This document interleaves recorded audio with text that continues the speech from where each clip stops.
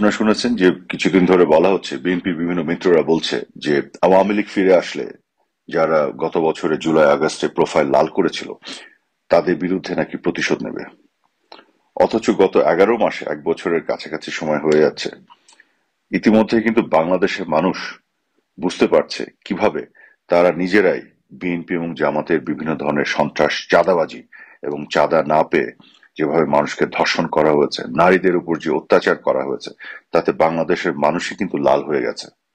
এই লাল হয়ে যাওয়া মানুষ, তারা কিন্তু বুঝে গেছে যে এদের সংস্কার মানেই বাসে, টেম্পু স্ট্যান্ডে চাঁদাবাজি এবং চাঁদা না দিলে ধর্ষণ ও হত্যা।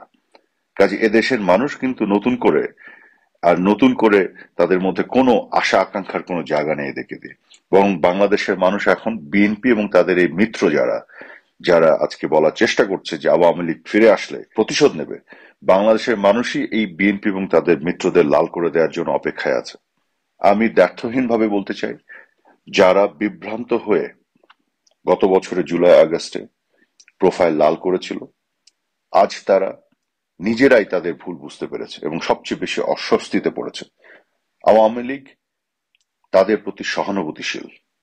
আওয়ামী লীগ কখনোই প্রতিহিংসা এবং প্রতিশোধের রাজনীতি করেনি, আগামীতেও করবে না।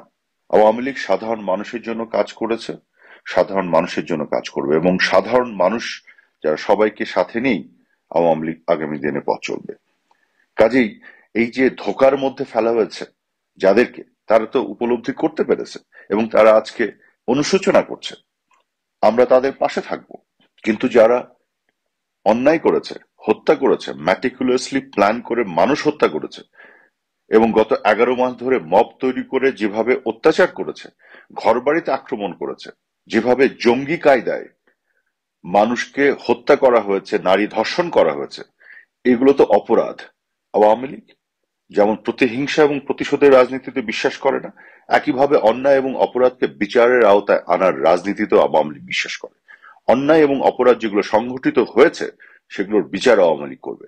কিন্তু যারা ভুল করেছেন, বিভ্রান্ত হয়েছেন, অনুশোচনায় পড়েছেন, আওয়ামী লীগ মনে করে আওয়ামী লীগের মতন তারাও এখানে ভিকটিম হয়েছেন, ভুক্তভোগী তারা। কাজে আওয়ামী লীগ ভুক্তভোগীদের পাশে থাকবে, ভিকটিমদের সাথে আওয়ামী লীগ সহানুভূতিশীল হবে।